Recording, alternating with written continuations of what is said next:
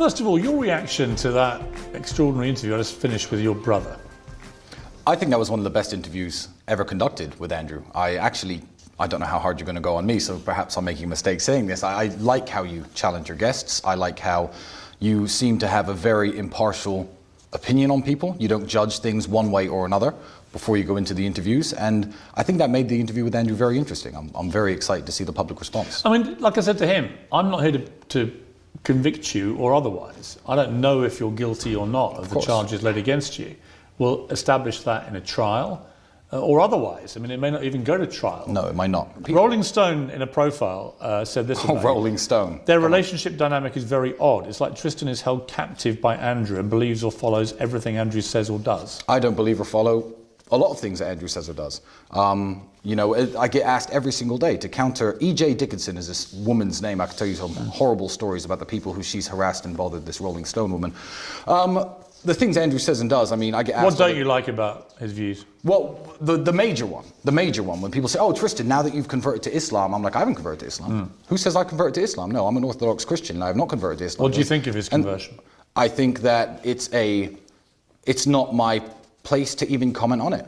Now, some of the greatest religious discussions I have had have been with Andrew since his reversion, since him reading the Quran, most of it, of which he covered in prison. And we sit there and discuss these various ideas, but I believe that individual religious conviction is exactly that, it's individual. And I don't believe, whether I'm his brother, whether I'm his son, mother, uncle, I have no place to tell him what his religious conviction should be, just as he has no business to tell me mine. So I'm happy for him because he's become a happier and better person. Are you rivals? Yes. Oh, absolutely. But in the best and most healthy way. I can't watch him train in the gym for an hour in the morning and then not train for an hour myself. I can't sit there drinking and relaxing and partying while he's on his laptop working. Do you ever fight? No, never. We never argue. You never physically fight? Well, we used to physically fight all the time. We're both professional athletes, so we used to beat each other up in the ring for sparring. Who would win? Oh, Andrew would win. I was good. I was the European champion at my peak, but Andrew was built for Andrews. I mean, see my broken nose? It leans this way. First time it was broken was by him, and it got weaker after that, and I had it broken twice subsequently in kickboxing matches. But yeah, we are rivals in the way that we inspire each other to work better and to be better, but not rivals in any way that his success would upset me or my success would upset him.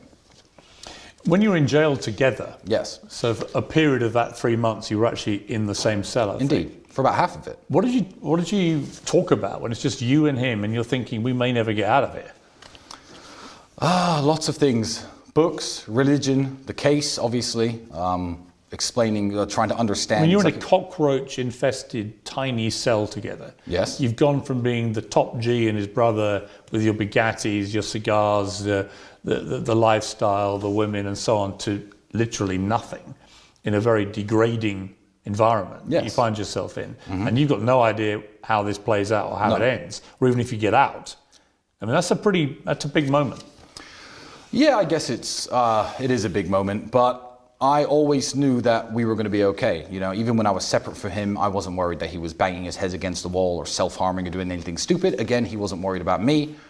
We obviously weren't worried that the other brother, and I know you can't share in this conviction, I know he's not a criminal. I know he has no skeletons in his closet and no criminal past. He knows exactly the same about me.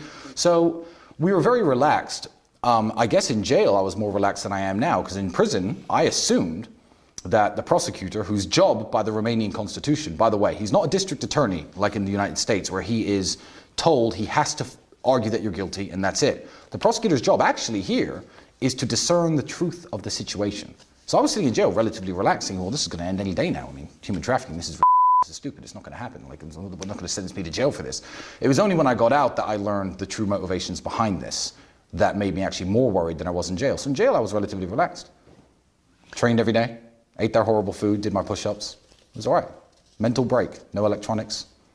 People often say, and it's certainly true from people I've interviewed over the years, that you're a product of your environment, particularly of your parents. Yes. In a November 2011 Facebook post, your father, Emery, wrote that the eternal problem of the alpha male was protecting his flock of women. He said, "The times I struck a woman, brackets, in passion, I never left a mark, no trace, hyper control, super control of a human animal. They love me still." I've never heard that before in my life. I'm smiling, man, because I can imagine his voice saying it. You can? I can imagine his voice saying it. The only times I've struck a woman, in brackets, in passion. Have you ever struck a woman in passion, Piers? No. You haven't? No. Not a little spank? Well, Not once? let's keep this above board. But I want to, Piers, but I'm saying, like, I understand how you're trying to phrase this. No, I don't And understand. Again, my father is dead and can't no, defend himself. I'm not trying to phrase it in any way. I'm just curious what you think he meant by that. I honestly don't know. I mean, keep in mind, my father died when I was 27, and that post was written a long time ago. I've never heard it before. I've never seen it before. But what kind of father was he in terms of the values he instilled in you and Andrew? Oh, he was a wonderful man, and he was a very protective man over his family and the people he cared about. I mean, they got divorced many, many years ago, but even with his dying breath, he would have jumped in to fight 10 men to defend my mother and her honor. That's the kind of guy he was, super protective and super, involved in everyone he loves life, even if he was far away. The phone calls were constant, the emails were constant, and he held us very accountable as young men. Andrew tweeted last year, my dad was a chess genius CIA operative, my mother was a dinner lady, they had nothing in common. Dad said she fed you boys healthy meals every day, cleaned the house and was largely quiet. I loved her very much.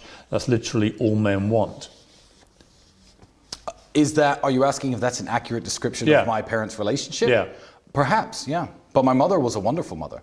See, I don't think. But they split up. Of course they did. But that does. Well, so when he says that's literally all men want, they split up way before I was old enough to understand marriage or sexual or male or female dynamics. By the way, so I can't even comment on their marriage. What I can comment on is how they were as parents. And what I will say is, I don't look back on my childhood raised in a council estate. On state benefits, I was free school lunches. I don't look back on that and think, oh, my mother was a terrible mother because we didn't have any money. Because I don't think it was my mother's job to, I guess, provide as much as my father was doing his best from the United States. But I will look back and say my mother was an absolutely wonderful mother. I had 3 square meals a day.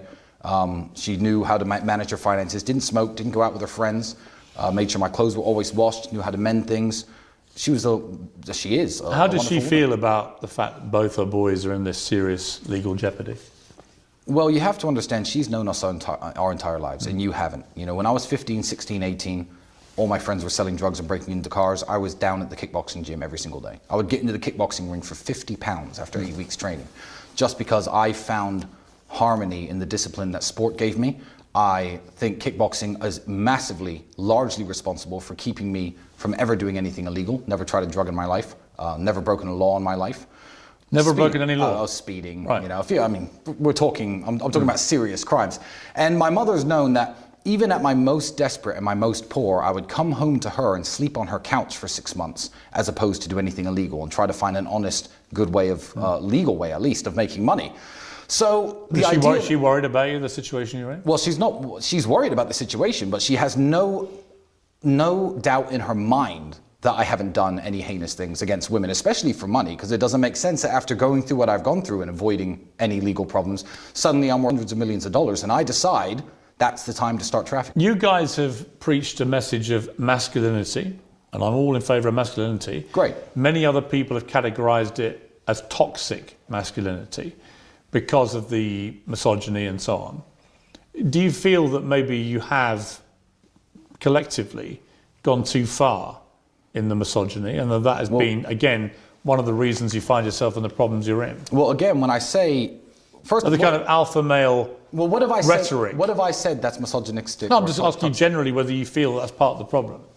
I don't think that's part of the problem. I don't think it is a problem at all. I think that when somebody has been speaking on the internet for a decade, you have to understand that, first of all, lots and lots of content is produced, and it's very easy to cherry pick and to take things out of context. Sure. And number 2, the man speaking on the internet 10 years ago is not the man sitting and being interviewed by you today. Who I was when I was 25, I fancied myself a bit of a dating coach, used to give people advice on how to meet women and how to pick. That's not how I live now. I'm 35, I'm not 25. You at 25, I'm sure, were very vastly different than you are today. So, I don't think there's a problem with anything I've said, because I've never advocated for anything illegal. I've never advocated for any crime. I do not advocate for drugs. I do not advocate for violence. I do not advocate for any of these things. So if Andrew said that women can't drive as well as men once, it's very easy to jump on that and say this man is the world's biggest misogynist because he said X. Look, I just think it's, for me, when I look at all the rhetoric, the stuff that I find most problematic, to use the phrase of the buzz phrase of our era, absolutely, is simply where I feel like if it strays into that misogyny, I think you let yourselves down. That you have a good message in many ways. A lot of the stuff, notwithstanding the serious charges you're facing, and we'll have to see how that all plays out. And maybe you both are very different people to the ones you're claiming to be. We'll find out, right? But in terms of your general rhetoric, I find that constant running underpinning theme of misogyny and about where a woman's place should be, that is the problem in terms of the influence on young men. They shouldn't all be walking around thinking that a woman's place is only in the home serving their men. And that somehow their only thought process each day, women, should be, how do I please my man, not can I get a fulfilling job or any of those things? But no, you stay at home, self-improvement, make yourself look good, obey his instructions, all that kind of stuff. But Andrew talking about the way that he wants his relationships to work. He's entitled. He's entitled to what it. No, advocating and forcing for the whole world to see it his way. Yeah, but that's the delusion because. Well, no, because you can say he only wants that for himself, right? And by the way, he's allowed any relationship he wants.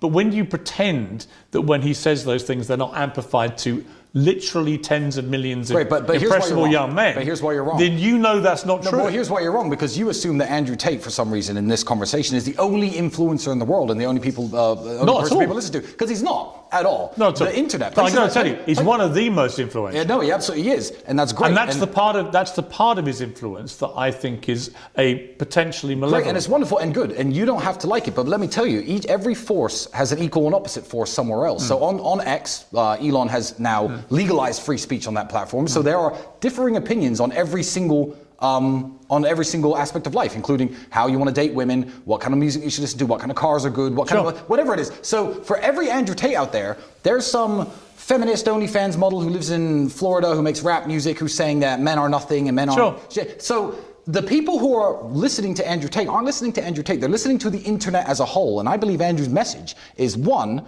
overwhelmingly positive, absolutely overwhelmingly positive, and I believe he's a very important mark on that spectrum of opinions that exist out there, because when you delete Andrew Tate, the mean average of people will drift down this toilet of degeneracy and become less like Andrew Tate. He's a professional athlete with a completely clean criminal record, by the way, who's massively financially successful, who's kind, who's generous. He runs his own charity. He's the best brother. He's the best father. He's the best uncle. He's an absolutely wonderful man, and I would love to see more men become like him. So I like his opinions, and I like the fact that he's out there. Tristan Tate, thank you. It's been a pleasure.